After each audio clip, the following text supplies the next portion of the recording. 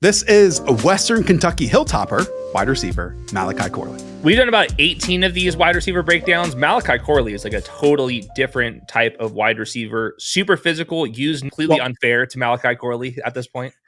And I think some of it is his size, around 5'11", 207 pounds. They had somewhat similar running athletic scores in terms of 40s and 10s. I will add that Deebo Samuel's jump and his shuttle were outstanding, and not the case for Malachi Corley.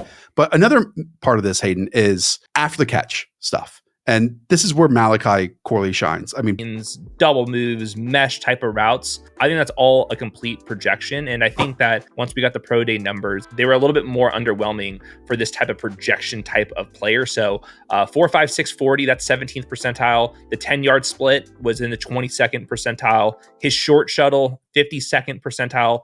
Opted out of the 3-cone drill, like you said, opted out of the jumps. And those are a little bit of the differences between Deebo Samuel. Now, Malachi Corley can be a 3rd-round pick and not have to be Deebo Samuel to pop off. Jarvis Landry would be kind of an upside comp to me. Laviska Shenault was kind of a bust in the 1st round. Amari Rodgers was a bust in this area. It's a wide range, and I can understand why some people get super optimistic, but just trying to comprehend those easy type to fall in love with, because it's almost the same as like a pass catching running back at the college level who's undersized. People just love that type, and they want to see that translated to the NFL level. Again, when this profile hits, you get Deebo Samuel. Right. When it misses, as you said, you get Laviska, you get Ty Montgomery, you get Lynn Bowden, you get a few other players. Just focusing in on who Malachi Corley is. He runs so much faster with the ball in his hands than in his routes that I felt touches. But again, let me say that the manufactured touch thing, that same time means you have to give him special treatment, right? And having him almost pause behind a route that was pushing down the field, and it created that extra separation for him. Whereas I think with someone like Deebo Samuel, it's different. He can legit stay out there and be trusted. Set you up for a 2nd and 5. And I think that's just not very valuable. And also yards per team pass attempt, which has historically been a very predictive stat, 31st percentile, because with this Western Kentucky offense historically is just like it gets a couple of like running back design touches. We'll see if that maybe in 3-4 years, if we don't get Malachi Corley as a wide receiver, maybe there's a chance where he plays a little bit of running back. But like even like guys like Rondale Moore, those are like 95th percentile athletes in this type of kind of hybrid role. Malachi Corley just is not that. So I'm going to be way lower. I'm as a round 4 type of player, have him buried in my rankings, but I'm definitely rooting for him just because like this style of play, if it hits, it's one of the funnest type of players to watch. He did go to the Senior Bowl, then missed the combine due to COVID.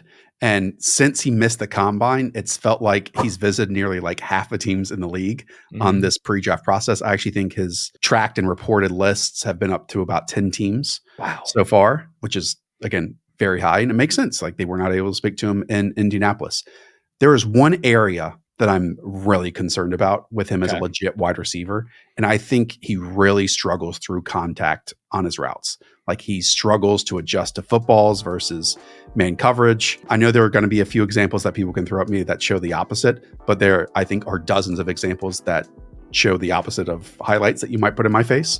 He fights the football away from his frame. I think he has questionable tracking and timing when there's a moment where you can launch in or through the cornerback, and he just doesn't do that. And this actually showed up in some numbers too. He caught 2 of 19 tight window targets this past season, 5 of 19 the previous year. Now, the Western Kentucky quarterback definitely had an impact on both of those numbers, but there were plenty of scenarios in those cases where tight window stuff was not him. Even in the NFL, if you're not separating, tight window stuff can be 7 yards down the field on these slants.